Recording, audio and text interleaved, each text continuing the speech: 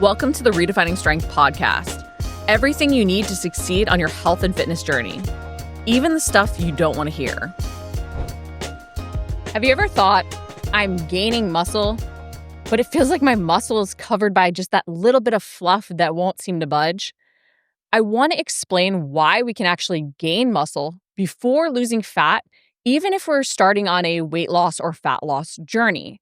And this all comes back to previous poopy dieting practices. Sorry to put it that way, but it's true. Things that we even thought worked to help us lose the weight in the past might be now why we're struggling. What do we blame instead? Our age, our lifestyle, our willpower.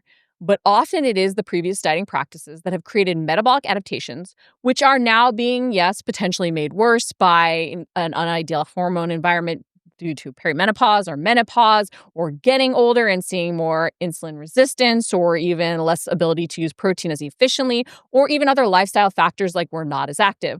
So yes, all these things can compound those metabolic adaptations, but a lot of them have been created by how we've dieted in the past and then the way we maintain our weight. And because of this, we can sometimes see when we start to fuel properly and implement these proper training and dieting practices, not to say that your things were bad, so to speak, but just potentially misguided or out of alignment with what you needed. This is why we can see ourselves gaining muscle before we actually lose weight, even when we feel like we have 50, 60, 70 plus pounds to lose. And especially with that last little bit, we might find that by gaining muscle, we look leaner. So all this can be incredibly frustrating because a lot of us come in saying, I want the scale to budge and I want it to budge down. And it's not. It's not only not budging at all, but it's potentially going up. It's where you can even see inches being lost, clothing fitting looser in specific areas, a little bit of tone in specific areas, but then other areas not changing at all. And often the areas we want to change the most will be the last to go. So why are we gaining muscle before we're losing fat?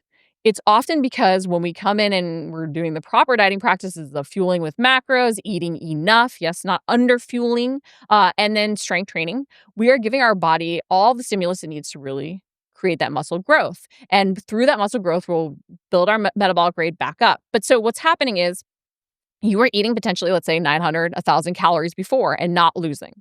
With increasing calories, you are technically putting your body into a calorie surplus to start because your body has downregulated other processes. It's turned off light switches, so to speak, to save energy. And now you're starting to turn those things back on. That's why you're seeing that muscle come back on. But it's also why you might see the scale go up a little bit. Things might feel a little bit tighter to start because you're also going to be storing glycogen and water weight in the muscle tissue that you're now building. The more muscle you have, the more storage capacity you have. So as you're increasing your calories, which is why we like to do it slowly, because if you increase it really quickly, right, you put yourself into a greater calorie surplus from what your body's functioning off of. But your body will slowly start to rebuild all those processes, turn those light switches back on, use the energy efficiently. And that's where you might see if your hair hasn't been growing, your hair start to grow, your nails start to grow. You might start to feel more energized, not that afternoon lull. You might not wake up at 3 or 4 a.m. in the morning when you usually find that you do wake up. You might see your stress levels even decrease. All these things can start to change as these processes re-regulate and you start to use the calories as efficiently. And then you might even start to become hungrier as your metabolic rate increases, which might mean that you have to still boost calories. All of this allows you to then build muscle. So you can see that muscle coming on while you haven't yet lost fat because your body doesn't yet trust that it's getting the energy and getting it consistently. And it's still, again, learning to use that calorie surplus.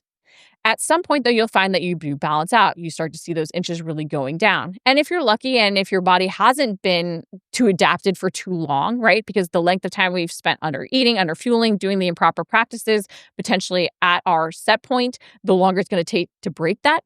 But you might find that all of a sudden you are starting to now see that fat loss or the scale go down. So if you're lucky, that's great. But if you've seen the scale go up or stay still and you're building muscle but not losing the fat, this is why. Okay. So from here, once you've rebuilt your calories to a certain point and you've been doing the strength training, really pushing that progression, whether adding weights, advancing movements, trying to do a few more reps, even changing up workout designs and different tools and techniques, and you've been pushing that muscle growth, you've seen those muscle gains, this is where you can then potentially use a small calorie deficit or even adjust your macros further. So in that rebuilding process, high protein is incredibly important. Over 30%, I would say, is the minimum, but you might even find that in that rebuilding phase, as you're increasing your calories, your protein is at 40 or 45%. And part of that is to help avoid gaining fat in the process as much as possible as you're increasing or putting your body into a calorie surplus before it adapts. But then that will also help you as you start to shift and even see that calorie surplus or what was that surplus become a deficit. Because as you build lean muscle, as your metabolic processes increase, as you're turning on more of those light switches, using more energy, right? That once what was a surplus becomes that deficit. So that high protein will then help you preserve that lean muscle mass. And so you want to think about really focusing on protein as you're increasing the calories before then, once you hit sort of that maintenance level calories, you've increased them at least hopefully 500 from where you were. That's where you can start to use little mini cuts where you may go into a deficit of even just 100 to 200, which is a little like less than I would usually put someone in for a big mini cut if they'd been eating at maintenance or even in a true surplus for muscle building for a while and they've been at their goal weight. But you might do a very small surplus for only 1 to 2 weeks, which is where the mini cut component comes in with higher protein. But that's where you can start to use some of the fat loss techniques once you've rebuilt. But you've got to rebuild. And this is why we can see that muscle coming on. And it can be a frustrating process because we're reversing a lot of what has happened to our body to get our body to function optimally. Okay. So if you're seeing yourself gain lean muscle, but not yet losing the fat, I know it's frustrating and I know you wanted to fall back into all those practices, but that's only going to make matters worse and worse and your body composition become worse and worse over the years. You've got to embrace building that muscle first to then lose the fat. And you've got to embrace increasing calories to then be able to create that deficit. Otherwise, you're going to end up eating 600. Your body's going to function off of it. You're going to have a whole host of things that you see going on that are not good. You're not going to feel energized. You've got to learn to fuel.